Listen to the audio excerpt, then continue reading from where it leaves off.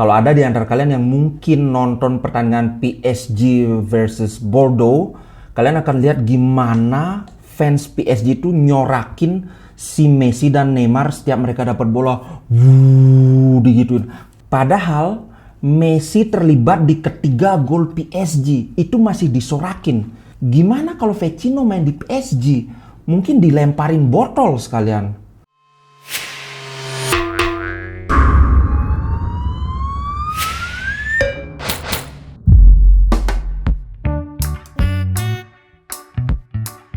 Halo Sobat Ngomin, apa kabar? Aduh, kabarku tidak baik, Pak. Milan menang, Juventus menang, Inter hampir kalah. Tapi tidak apa.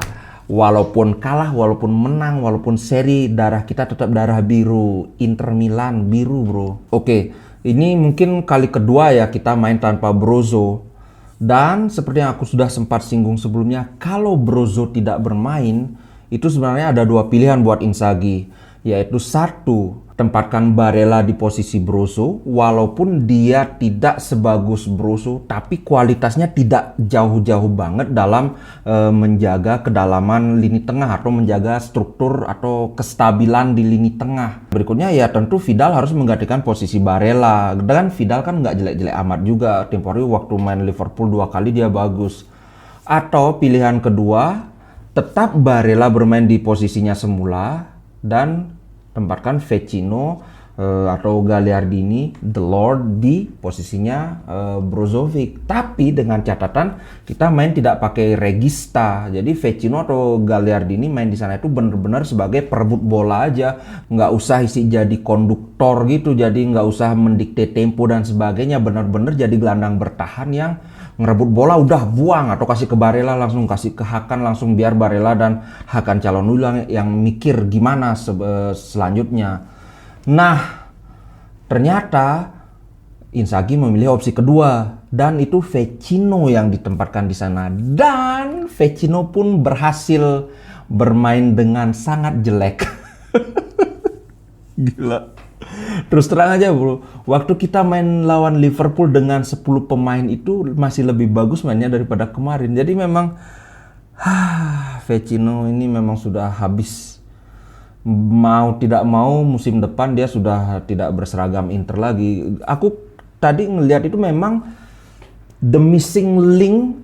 Bahkan ini bukan sekedar, kalau kita main 10 orang pemain itu masih mending, tapi ini benar-benar merusak irama lapangan tengah Inter. Dan aku cukup terkejut kenapa di babak kedua atau di pertengahan itu ketika jeda istirahat itu nggak diganti Vecino. Mungkin ya tebak-tebak berhadiah masukin si Lord kan, siapa tahu kan. Ya, tapi bagaimanapun juga nasi sudah jadi bubur, sudah kelihatan hasilnya kayak gimana, tidak ada yang bisa dikatakan lagi. Dan terus terang aja mengenai kejadian soal penalti itu, walaupun aku Interisti, secara objektif aku melihat kita beruntung karena itu mestinya penalti. Itu udah di replay, udah bolak-balik, itu kelihatan banget penalti. Ya, at least kita pernah lah diuntungkan wasit kan, nggak melulu dirugikan wasit. Aduh, yang aku tidak habis pikir, semua cadangan yang dimainkan oleh Inzaghi itu gagal perform.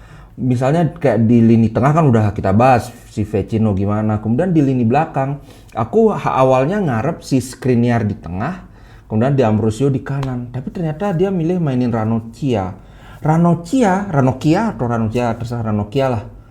Dulu main bagus waktu lawan Juve, tapi kemarin aduh, ini mah jauh banget sama De Vrij kualitasnya.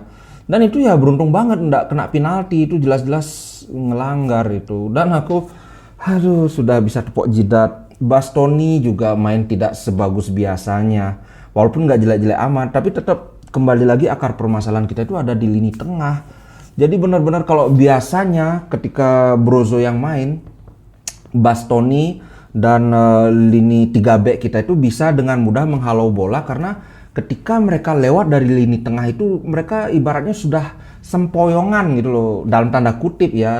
Jadinya kayak gimana ya, kayak mereka udah bersusah payah ngelewatin Brozo, Jadi sudah limbung ketika lewat lini tengah kita sampai di belakang tinggal dihajar sama salah satu back kita. Tapi kemarin mereka benar-benar aduh, lapangan tengah kita benar-benar hancur.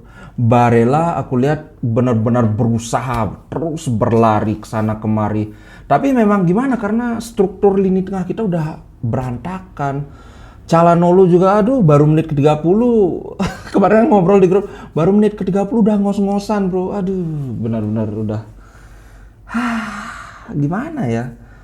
Akhirnya aku mikir, sebenarnya keajaiban kita bisa ada di posisi puncak kemarin-kemarin itu. Karena apa? Brozo nggak pernah cedera sebelumnya, bro. Brozo nggak pernah cedera, Barella juga nggak pernah cedera.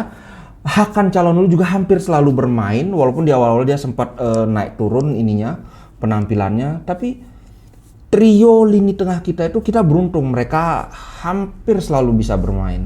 Dan sekarang ketika Brozo nggak main, waduh kelihatan banget kita kayak orang pincang, bro. Setuju nggak? Kayaknya setuju deh. Kayaknya nggak mungkin ada yang nggak setuju lini tengah kita emang pincang banget tadi pagi. Aduh, ini sampai aku lihat rating pemain semua jelek. Yang paling parah, Ranocchia dikasih nilai 4. Nggak sih 4 ya, kalau aku kasih 4,5. Kemudian Matheus Vecino 4, kalau aku kasih 3,5 karena dia bukan hanya sekedar main jelek tapi dia benar-benar kayak apa ya, ngerusak irama permainan kita. Aku jadi malah mikir ini mending main bersepuluh orang aja udah 3-4-2. Aduh gimana ya Vecino ya, apalagi kemarin ada yang mungkin ini Vecino bisa kayak Milinkovic Savic ini mainnya. Aduh jauh banget bro kayak gini. Tapi tetap kita dukung ini. Oh ya, satu berita tidak mengenakan yang aku baru baca kemarin. Ternyata Lukaku itu belum lunas, bro. Makanya dulu kan sempat mikir kan itu Lukaku dijual 100 juta. Kok kita nggak beli pemain? Ternyata itu 71 juta, Chelsea masih ngutang. Ya pantesan kita nggak bisa beli pemain kan. Dan parahnya sekarang aset-aset Chelsea dibekukan sementara, jadi mereka nggak bisa bayar pemain. Ini gimana? Aduh, jadi pilihannya mungkin ya udah Lukaku balik dulu ke Inter, tapi ya gajinya nggak bisa kayak aku kalau nggak salah dengar itu dia gajinya 13 juta ya di Chelsea. Balik ke Inter nggak bisa pakai gaji segitu. Aduh, wede.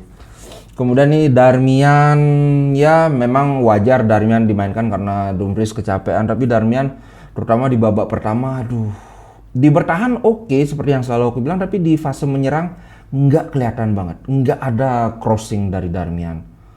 Perisic, ini tumben Perisic nggak bagus mainnya, makanya kemudian diganti. Apakah karena memang sudah dilihat tidak optimal atau memang ada cedera, karena lawan Liverpool benar-benar habis-habisan si Perisic. Gosens yang masuk masih belum optimal sih aku lihat, masih belum selevel ketika dia main di Atalanta. Di sini dikasih nilai berapa Gosens ini? Gosens dikasih nilai 5,5. Ya sekitar 5,5 cocok. Yang kemudian dari pemain Inter yang aku lihat main bagus, maksudnya benar-benar top, itu cuma Alexis Sanchez. Ketika dia masuk, selalu berlari, selalu berada di antara lini, kayak misalkan ada lini belakang, lini tengah, dia bisa mengeksploitasi ada space di antara lini belakang dan lini tengah itu, dia merusak dari sana. Cuma yang aku lihat kurangnya itu dia terlalu sering mengubah arah permainan. Maksudnya kayak gini, ini kan bola dari kiri dibawa ke dia di tengah, itu mestinya itu dialirkan lagi ke kanan karena waktu itu aku lihat Darmian sudah siap attacking the space, tapi tiba-tiba dia balik badan lagi, kemudian delay sebentar, lalu bola dibawa ke kiri lagi. Ini yang terlalu sering. Kalau sesekali sih bagus bikin surprise ke lawan kan, karena kita kelihatan mau nyerang dari kanan, mereka sudah konsentrasi ke kanan, dibawa balik ke kiri. Tapi ketika terus-terusan dan ternyata nggak berhasil, ya agak ini juga. Tapi so far overall menurutku Alexis Sanchez memang paling bagus permainannya kemarin. Dzeko kurang optimal tapi nggak jelek-jelek amat. Banyak yang kemarin aku lihat di komentarnya tuh, wah Dzeko ganti aja. Terbukti akhirnya Dzeko assist. Jangan remehkan donat bro. Dzeko gitu-gitu memang ada sih momen-momen dimana Zeko agak nyebelin, dia link up play-nya nggak jalan. Aku kalau nggak salah itu 2 atau 3 kali dia ada salah umpan. Itu harusnya umpan yang simple gitu loh. Dia salah umpan dan itu benar-benar ngematiin aliran serangan kita karena semua udah plak salah umpan, balik lagi kayak gitu kan. Tapi at least ya sekali lagi dia 1 assist. Lautaro Martinez, aku ngeliat babak pertama dia mainnya bagus, kelihatan dia sudah beda, kepercayaan dirinya sudah muncul. Cuma ya dia kan ada sundulan 1 bagus tapi masih bisa diselamatkan. Ya apakah ini kembali dia sialnya dia kembali atau gimana nggak tahu. Cuma menurutku ya tepat pergantian Alexis Sanchez masuk itu sudah tepat. Lautaro Martinez juga kemarin kan sudah habis-habisan juga walaupun dia diganti di babak kedua ya memang ininya staminanya mesti dijaga juga. Ya dengan sangat menyesal performa Inzaghi memang harus diakui kurang bagus. Dia mainkan Darmian, dia mainkan Ranocchia, dia mainkan Vecino. Ketiganya tidak bagus performanya. Jadi ya gimana ya, mungkin bisa dipertimbangkan next time bisa kasih Barella yang ngisi posisi Brozo kalau dia absen, atau main 3-4-1-2 dengan kita pakai 2 center midfielder, nggak pakai gelandang bertahan, Calhanoglu dan Barella, kemudian 1 pakai trequartista itu bisa diisi oleh Alexis Sanchez atau Hakan Calhanoglu di trequartista, kemudian duet di center midfielder itu Barella dengan Vidal. Gitu sih alternatifnya menurutku. Kalau menurut kalian gimana nih? Kalau yang jelas kemarin itu waduh, posisi Brozo kelihatan banget kita kayak ketergantungan sama Brozo. Ya makanya aku bilang kan Brozo minta gaji berapa kasih, karena dia benar-benar jantungnya Inter. Aduh, udahlah. Walaupun hari ini agak gloomy gitu, agak mendung gitu, tapi tetap yang namanya pendukung, walaupun kita lagi kalah, kita lagi menang, kita lagi seri, tetap kita dukung bro. Kritik boleh saja, yang penting ya jangan berlebihan, nggak usah sampai membuli pemain juga kan, karena ini namanya kita pendukung aja udah ada kata dukung, ya sudah sewajarnya kita mendukung. Oke guys, itu dulu untuk konten Ngomin kali ini. Sampai jumpa di konten Ngomin berikutnya. Terima kasih. Ciao.